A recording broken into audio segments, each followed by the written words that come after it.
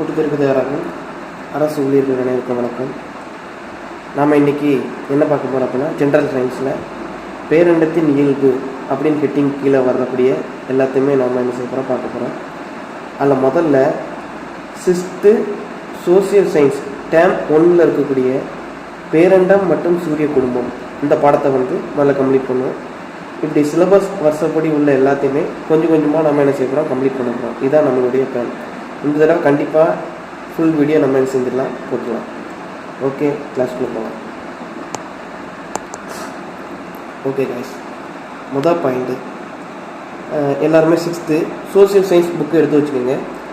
Social science book உங்கள்கிட்ட இல்லை அப்படின்னு நீங்கள் நினச்சிங்கன்னா கம்ப்ளீட்டாக நான் ஃபுல்லாக எழுதி தான் நடத்த போகிறேன்.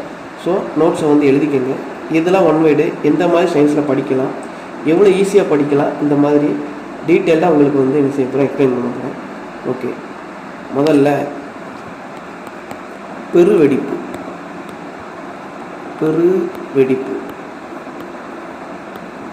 ஓகே, இப்போ நாம் பூமியில் வாழ்ந்துக்கிட்டு இருக்கோம். ஸோ நம்மளே மாதிரி பூமியை மாதிரி நிறைய கோள்கள் நம்மளை சுற்றி இருக்குது. புதன், செவ்வாய், இப்படி ஏகப்பட்ட கோள்கள் சுற்றி இருக்குது. இதே மாதிரி ஏகப்பட்ட நட்சத்திரங்கள் இருக்குது. இது எல்லாமே எப்படி ஆரம்பத்தில் உருவாகுச்சு அப்படின்னா, மத ரீதியாக உள்ளவங்க ஒவ்வொரு மத ரீதியாக உள்ளவங்களும் கடவுள் உருவாக்குனாரு அந்த மாதிரி சொல்லுவாங்க. பட் சயின்ஸ் படி எல்லா கோள்கள், நம்மளை சுற்றி உள்ள எல்லா பொருட்களும் எப்படி உருவாகுச்சு அப்படின்னா இந்த பெருவெடிப்பு தான் காரணம். பெருவெடிப்புனால தான் நம்ம சுற்றி உள்ள வான்பொருட்கள், விண்மீன்கள் எல்லாமே உருவாகிருக்கு. ஓகே, அடுத்தது என்னென்னா,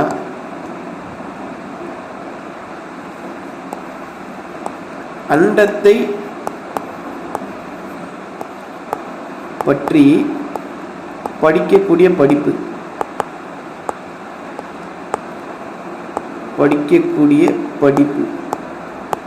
என்ன அப்படின்னு பார்த்தோம்னா காஸ்மாலஜி.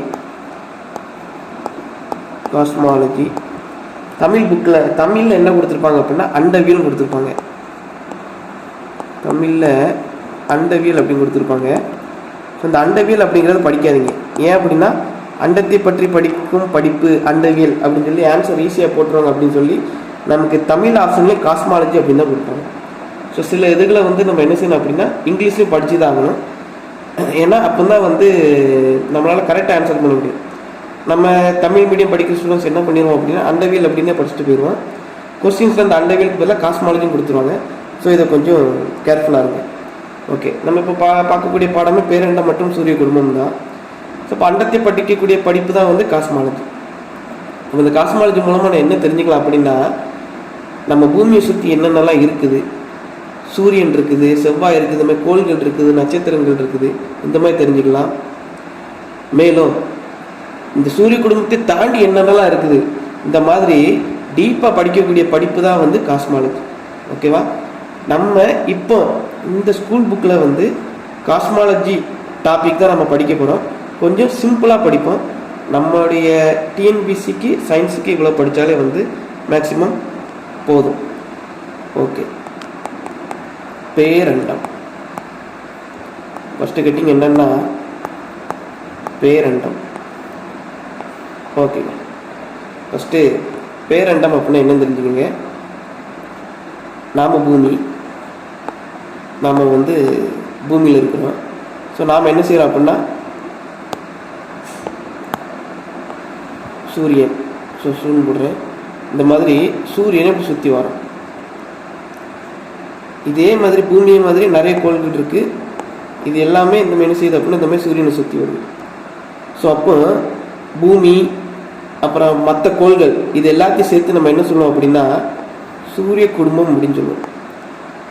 சூரிய குடும்பம். இதே மாதிரி இந்த அதாவது இந்த அண்டத்தில் ஏகப்பட்ட சூரிய குடும்பம் இருக்கும். சூக்கு அப்படின்னு போடுறோம். சூரிய குடும்பம். முதல்ல ஒரு சூரியன் இருக்கும், சூரியன் சுற்றி நிறைய கோள்கள் இருக்கும். இது எல்லாம் உள்ளடக்குனது இந்த சூரிய குடும்பம். இதே மாதிரி ஏகப்பட்ட சூரிய குடும்பம் இருக்கும்.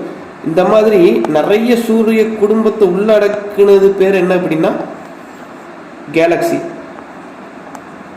கேலக்ஸி, அதாவது விண்மீன் திரள் அப்படிம்பாங்க. தமிழில் விண்மீன் திரள். இந்த மாதிரி நிறைய சூரியன் உள்ள அடிக்கிருக்கும். இதே மாதிரி ஏகப்பட்ட விண்மீன் திரள் இருக்குது. ஸோ அப்போ கொஞ்சம் கற்பனை செஞ்சு பாருங்க, நாம் எவ்வளோ சின்னது அப்படின்ட்டு. ஸோ அப்போ பேரண்டம் அப்படிங்கிறது பல விண்மீன் திரள்களை உள்ளடக்கியது தான் பேரண்டம். இந்த இருக்குல்ல, இந்த மாதிரி பல விண்மீன் திரள்களை உள்ளடக்கியது தான் பேரண்டம். இப்போ பேரண்டம் எவ்வளோ பெருசு அப்படின்னு சொல்லி ஒரு சின்ன கற்பனை பண்ணிக்கங்க. ஓகே, அடுத்த ஹெட்டிங் என்னன்னா விண்மீன் திரள்.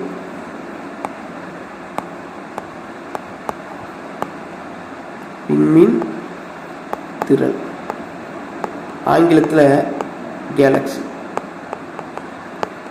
ஆங்கிலத்தில் கேலக்ஸி. ஸோ இப்போ தான் வந்து நாம் என்ன செஞ்சோம் அப்படின்னா கேலக்ஸி பற்றி பார்த்துருக்கோம். ஸோ நாம் எந்த கேலக்ஸியில் இருக்கோம் அப்படிங்கிறது ஒரு முக்கியமான ஒன்று. நாம் வந்து நமது சூரிய குடும்பம் வந்து நமது சூரிய குடும்பம்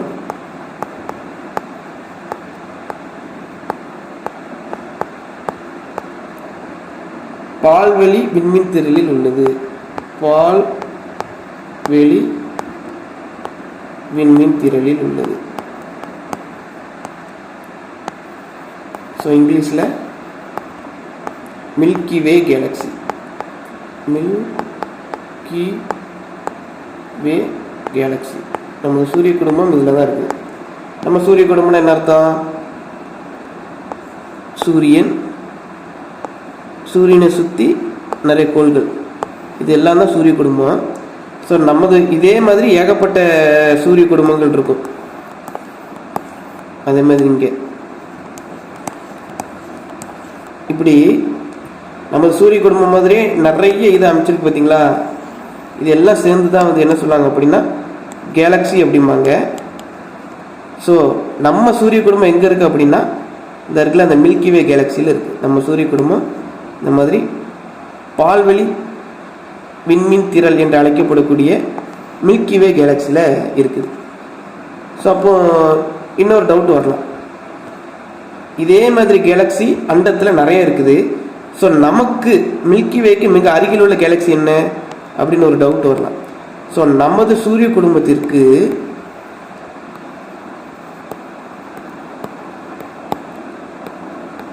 மிக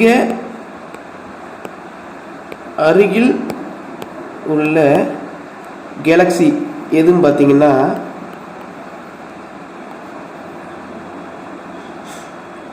ஆண்ட்ரோமேடா.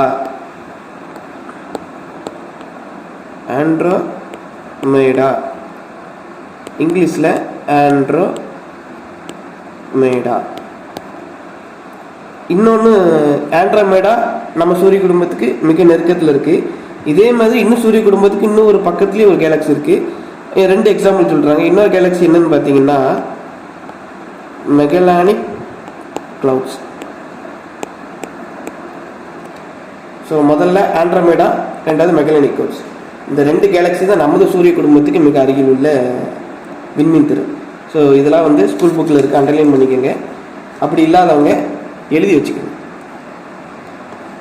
எது ஒன் வேர்டு அப்படின்னா முதல் ஒன் வேர்டு வந்து என்ன அப்படின்னு பார்த்தோம்னா அண்டத்தை பற்றி படிக்கக்கூடிய படிப்பு, காஸ்மாலஜி. இது ஒரு ஒன் வேர்டு, முக்கியமான ஒன் வேர்டு. அதுக்கப்புறம் நம்ம சூரிய குடும்பம் எந்த கேலக்சியில் இருக்குது? பால்வெளி விண்மீன் திரள். நம்ம சூரிய குடும்பம் இருக்கிற கேலக்சி பேர் பால்வெளி விண்மீன் திரள். நம்ம சூரிய குடும்பத்திற்கு மிக அருகில் உள்ள கேலக்சி, அதாவது பால்வெளி நம்ம சூரிய குடும்பத்திற்கு அருகில் உள்ள விண்மீன் திரள் எது அப்படின்னு பார்த்தோம்னா ஒன்று ஆண்ட்ரோமேடா, இன்னொன்று மெகலானிக் கிளவுட்ஸ். ஸோ இது ஒரு ஒன் வேர்டு. அடுத்து பார்த்தீங்கன்னா ஒரு பாக்ஸில் ஒன்று கொடுத்துருக்காங்க, ஒளியாண்டு.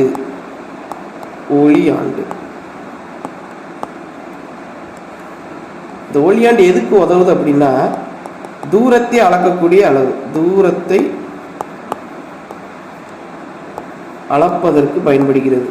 தூரத்தை அளப்பதற்கு பயன்படும் அலகு. தூரத்தை அளப்பதற்கு பயன்படும் அலகு எது அப்படின்னு பார்த்தோம்னா ஒளியாண்டு. இதை வச்சு எஸ்எஸ்சிலே வந்து நிறைய தடவை ஒன்னேடு கேட்பாங்க. ஒளியாண்டு எதை அளக்க பயன்படுகிறது அப்படின்னு சொல்லிட்டு ஆப்ஷன் ஏல ஒளி அப்படின்னு கொடுத்துருவாங்க, ஆப்ஷன் பியில் இந்த ஒளி கொடுப்பாங்க, மூணாவது தூரம் அப்படின்னு கொடுத்துருவாங்க. நம்ம எல்லாரும் என்ன செய்வோம் அப்படின்னா ஒரு அவசரத்தில் ஒளியாண்டு அப்போ ஒளி எதை அளக்க பயன்படுத்திட்டு ஆப்ஷன் ஏவை டிக் அடிச்சுட்டு வந்துடுவோம், ஃபுல்லாகவே வந்து என்ன ஆகிரும் அப்படின்னா தப்பாயிரும். ஸோ ஒளியாண்டு அப்படிங்கிறது எதுக்கு பயன்படுத்த அப்படின்னா தூரத்தை அளக்க பயன்படுத்தப்படும் ஒரு அலகு. எதுக்கு ஒளியாண்டு பயன்படுத்துகிறாங்க, ஏன் கிலோமீட்டர் மீட்டர் அப்படின்னு சொல்லலாமே அப்படின்னு உங்களுக்கு ஒரு கேள்வி வரலாம். ஏன் அப்போ வந்து கிலோமீட்டர் மீட்டருக்கு பதில் ஒளியாண்டு பயன்படுத்துகிறாங்க அப்படின்னா நமது வான்பொருள் இருக்குல்ல, அது பூமிக்கும் சூரியனுக்கும் இதுக்குள்ள டிஸ்டன்ஸ் வந்து ரொம்ப அதிகம். கிலோமீட்டர்லாம் நம்ம சொல்ல முடியாது, இந்த ரெண்டு டிஸ்டன்ஸ் ரொம்ப அதிகம். ஸோ அதிகமான தூரத்தில் இருக்கிறதுனால இதை அளக்கிறதுக்கு நம்ம என்ன அலகு பயன்படுத்துகிறோம் அப்படின்னா ஒளியாண்டு அப்படிங்கிற ஒரு அலகு பயன்படுத்துகிறோம். அதனால தான் ஒளியாண்டுன்னு பயன்படுத்துகிறோம். ஓகே, ஸோ அப்போ ஒரு ஒன்று கொடுத்துருக்காங்க, வினாடிக்கு ஒளி வந்து வினாடிக்கு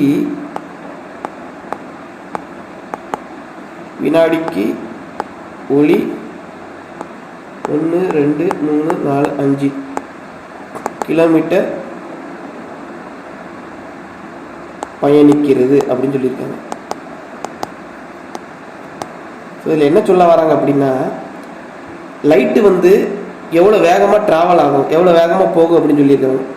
அப்போ நம்ம என்ன சொல்லி இருந்துடக்கூடாது அப்படின்னா வெறும் இந்த மாதிரி 3 லட்சம் கிலோமீட்டர் அப்படின்னு சொல்லி வந்து குருட்டு மனப்பாடம் பண்ணிடக்கூடாது. இந்த இடத்துல வினாடிக்குன்னு ஒரு வார்த்தை இருக்குது, அந்த ஸ்கூல் புக்கில் கொடுத்துருக்காங்க. ஸோ வினாடிக்குன்னு என்ன அர்த்தம் அப்படின்னா 3 லட்சம் 1 2 3 4 5 கிலோமீட்டர் பெர் செகண்ட் இப்படியும் கொடுப்பாங்க ஆப்ஷனில். ஒளியின் திசைவேகம் என்ன அப்படின்னு தான் நம்ம கொண்டுகிட்டு இருக்கோம். நாம் எப்படி படிச்சிருப்போம், வினாடிக்கு ஒளி 3 லட்சம் கிலோமீட்டர் அப்படின்னு படிச்சிருப்போம். இப்போ ஃபஸ்ட் ஆப்ஷனில் என்ன செஞ்சுறாங்க அப்படின்னா 1 2 3 4 5 கிலோமீட்டர் இப்படி கொடுத்துருப்பாங்க ஏ ஆப்ஷன். பி ஆப்ஷனில் 1 2 3 4 5 கிலோமீட்டர் பெர் செகண்ட் இந்த மாதிரி கொடுத்துருப்பாங்க. நம்ம என்ன செஞ்சோம், இந்த வினாடிக்குங்கிறத படிக்க மறந்து போய் டைரெக்டாக 3 லட்சம் கிலோமீட்டர் அப்படின்னு சொல்லி போட்டுருக்கோம். சயின்ஸை பொறுத்தளவுக்கு கான்செப்ட் படிக்கிறது வேஸ்ட்டு, ஒன் வேர்டு தான் படிக்கணும். அது எப்படி படிக்கணும் அப்படின்னா இந்த மாதிரி யூனிட்ஸு எப்போவுமே சயின்ஸில் எது தப்பு விடுவோம் அப்படின்னா எந்த யூனிட் அப்படின்னு சொல்லி படிக்க மறந்துடுவோம். கிலோமீட்டர் பெர் செகண்டா இந்த மாதிரி நிறைய கன்ஃபியூஷன் வரும். ஸோ நல்லா தெரிஞ்சுக்கங்க, சயின்ஸ் படிக்கிறதா இருந்துச்சு அப்படின்னாலே யூனிட்டு தெரவு பண்ணிடுங்க. ஏன்னா ரொம்ப கேர்ஃபுல்லாக இருக்கணும், மாற்றி வேறு எதுவும் போட்டுறக்கூடாது. ஸோ அப்போ ரெண்டாவது ஒன்வேடு, முதல் ஒன்வேடு என்ன பார்த்துருக்கோம் அப்படின்னா இந்த ஒளியாண்டுக்கு தூரத்தை அளப்பதற்கு பயன்படும் அலகு எதுவும் பார்த்தோம்னா ஒளியாண்டு. ரெண்டாவது ஒன்வேடு என்னன்னு பார்த்தீங்கன்னா ஒளியின் திசைவேகம். ஒளியின் திசைவேகம் என்னன்னு பார்த்தீங்கன்னா 3 லட்சம் கிலோமீட்டர் 1 2 3 4 5 கிலோமீட்டர் பெர் செகண்ட் இப்படி தான் படிக்கணும். ஒளியின் திசைவேகம் 3 லட்சம் கிலோமீட்டர் பெர் செகண்ட். இந்த 3 லட்சத்தை இன்னொரு முறையில் எப்படி எழுதுவாங்க அப்படின்னா 3 × 10⁸ மீட்டர் பெர் செகண்ட். ஸோ இந்த இடத்துல கிலோமீட்டர் பெர் செகண்ட், இந்த இடத்துல metre per second. So metre per second வந்துச்சுன்னா 10⁸, கிலோமீட்டர் அப்படின்னா 3 × 10⁵ கிலோமீட்டர் பெர் செகண்ட். ஸோ ஒளியின் திசைவேகம் அப்படிங்கிற ஒன் வேர்டில் 3 டைப்பாக கேட்பாங்க. சயின்ஸுங்கிறது இதுதான். நாம் அந்த வேல்யூ படிச்சுட்டு போயிருப்போம், ஆனால் இந்த மாதிரி யூனிட் மாற்றி கொடுப்பாங்க, நம்பர் மாற்றி கொடுப்பாங்க. அப்போ நம்ம எப்படி செய்யணும் அப்படிங்கிறது குழம்பி அந்த ஆன்சரை தப்பு விட்டுரும். மற்றபடி சயின்ஸை படிக்கிறது அவ்வளோ கஷ்டமே கிடையாது. ஸோ என்ன செய்யுங்க, ஒளியின் திசைவேகம் 3 லட்சம் கிலோமீட்டர் பெர் செகண்ட், அப்படி இல்லைன்னா 3 × 10⁸ போட்டோம்னா மீட்டர் பெர் செகண்ட், அல்லது 3 × 10⁵ கிலோமீட்டர் பெர் செகண்ட். இந்த 3ல் எது மாதிரினாலும் கொடுக்கலாம். ஓகே, அடுத்து பார்த்தீங்கன்னா இன்னொன்று கொடுத்துருக்காங்க, ஒளியானது வினாடிக்கு 330 மீட்டர் என்ற வேகத்தில் பயணிக்கும்.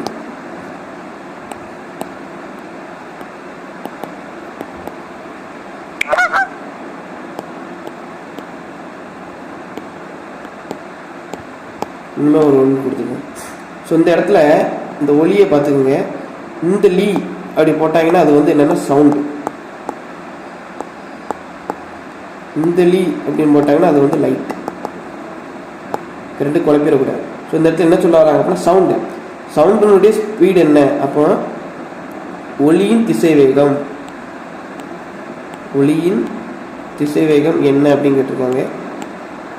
மூணாவது ஒன்று இப்படி தான். ஒளியின் திசைவேகம் என்ன பார்த்தீங்கன்னா 330. இந்த இடத்துல வினாடிக்குன்னு வார்த்தை கொடுத்துருக்காங்களா? ஸோ அப்போ என்ன வரும் அப்படின்னா metre per second. 330 metre per second.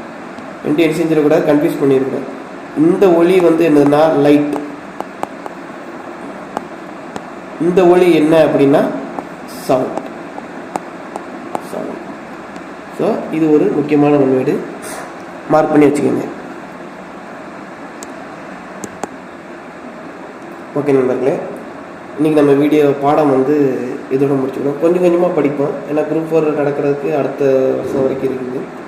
மெதுவாக சிலபஸை முடித்தாலே நம்ம வந்து முடிச்சிடலாம். நம்மளுடைய இந்த வீடியோ வந்து எதுக்காக டார்கெட் பண்ணுறோம் அப்படின்னா படிக்கிறவங்களுக்காக இல்லை, சயின்ஸே படிக்க மாட்டேன்னு சொல்கிறவங்களுக்காக தான். ஸோ கொஞ்சம் கொஞ்சமாக நம்ம வந்து என்ன செய்வோம் அப்படின்னா உள்ளே இன்செர்ட் பண்ணி சயின்ஸை வந்து கம்ப்ளீட் பண்ண வச்சிடலாம். ஃபுல்லாகவே கம்ப்ளீட் பண்ண வச்சிடலாம். ஓகே, இப்போ சுருக்கம் நம்ம இவ்வளோ தூரம் பார்த்ததுலேருந்து டைரெக்டான பாயிண்ட்ஸ் எழுதியிருக்கேன். ஸோ பெருவெடிப்பு காரணமாக எண்ணிலடங்கான விண்மீன்களும் வான்பொருட்களும் தோன்றின. ஸோ பூமியில் உள்ள எல்லா வான்பொருட்களும் எதனால் தோன்றுச்சு அப்படின்னு பார்த்தீங்கன்னா பெருவெடிப்பு. அதுக்கப்புறம் அண்டத்தை பற்றி படிக்கக்கூடிய படிப்பு என்னன்னு பார்த்தோம்னா காஸ்மாலஜி. நமது சூரிய குடும்பம் எந்த விண்மீன் திரளில் இருக்குது அப்படின்னு பார்த்தீங்கன்னா பால்வெளி அண்டம். சூரிய குடும்பம் எந்த விண்மீன் திரளில் இருக்குது? பால்வெளி விண்மீன் திரள் அல்லது மில்கிவே கேலக்சி, இங்கிலீஷில் மில்கிவே கேலக்சி. அப்புறம் நம்ம சூரிய குடும்பத்திற்கு அருகில் உள்ள விண்மீன் திரள், சூரிய குடும்பத்திற்கு அருகில் உள்ள விண்மீன் திரள் என்னன்னு பார்த்தீங்கன்னா ஆண்ட்ரோமேடா. இதுதான் வந்து ரொம்ப பக்கத்தில் இருக்கிறது. இன்னொன்று இருக்குது, ஆனால் ஆண்ட்ரோமேடாவோட கொஞ்சம் தூரத்தில் இருக்குது. ஸோ அது என்ன அப்படின்னு பார்த்தீங்கன்னா மெகலானிக் க்ளவுட்ஸ். இந்த ரெண்டும் நம்ம சூரிய குடும்பத்துக்கு அருகில் இருக்குது. ஆனால் நம்ம சூரிய குடும்பத்திற்கு ரொம்ப அருகில் இருக்குது எதுன்னு பார்த்தீங்கன்னா இந்த ஆண்ட்ரோமேடா. இந்த ஆண்ட்ரோமேடாவோட கொஞ்சம் தூரம் இருக்கிற கேலக்சி வந்து மெகலானிக் க்ளவுட்ஸ். அதுக்கப்புறம் ஒளியாண்டுங்கிற அழகு எதுக்கு பயன்படுது அப்படின்னு கேட்பாங்க. தூரத்தை அளக்க பயன்படுகிறது. ஒளின்னு சொல்லி என்ன செஞ்சிடக்கூடாது, போட்டக்கூடாது. அதுக்கப்புறம் என்ன ஒன்று அப்படின்னு பார்த்தீங்கன்னா ஒளியோட திசைவேகம் என்ன அப்படின்னு சொல்லி கேட்குறாங்க. ஒளியோட திசைவேகம் 3000 கிலோமீட்டர் பெர் வினாடி. வினாடிக்கு 3000 கிலோமீட்டர். சரி, 3000 கிடையாது, 3 லட்சம். அல்லது 3 × 10⁵ கிலோமீட்டர் பெர் செகண்டு. அப்படி இல்லைன்னா 3 × 10⁸ மீட்டர் பெர் செகண்ட். கிலோமீட்டர் கிடையாது, மீட்டர் பெர் வினாடி. 3 × 10⁸. அதுக்கப்புறம் ஒளியின் திசைவேகம். இந்த ஒளிங்கிறது என்னன்னு தெரியும் உங்களுக்கு, சவுண்ட். அப்போ இந்த லீயை பார்த்து நீங்கள் வந்து கன்ஃபியூஸ் பண்ணிடுங்க, தெளிவாக இருக்கணும். இந்த ஒளி வேற, இந்த ஒளி வேற. அப்போ சவுண்டு எவ்வளோ பார்த்தீங்கன்னா 330 மீட்டர் பெர் வினாடி. அப்போ லைட்டை விட சவுண்டு வந்து டிஸ்டன்ஸ் வந்து என்ன செய்யுது, கம்மியாக தான் ட்ராவல் பண்ணுது. அப்போ ஒளியின் திசைவேகம், அதாவது சவுண்டின் திசைவேகம் இருக்கு பார்த்தீங்களா, ஒளியின் திசைவேகம்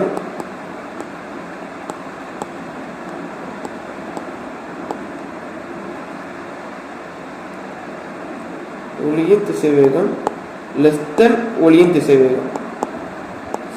அதாவது சவுண்டினுடைய திசைவேகம் வந்து லைட்டை விட எப்படி இருக்கு அப்படின்னா கம்மியாக தான் இருக்கு. ஓகே காய்ஸ், இன்னைக்கு நடத்துகிற மாதிரியே எழுதி பொறுமையாக எல்லா டாப்பிக்கும் என்ன செஞ்சிடலாம், கம்ப்ளீட் பண்ணிடலாம். நன்றி, வணக்கம். தொடர்ந்து சேனலில் ஃபாலோ பண்ணுங்கள், சயின்ஸ் கம்ப்ளீட் பண்ணுங்கள்.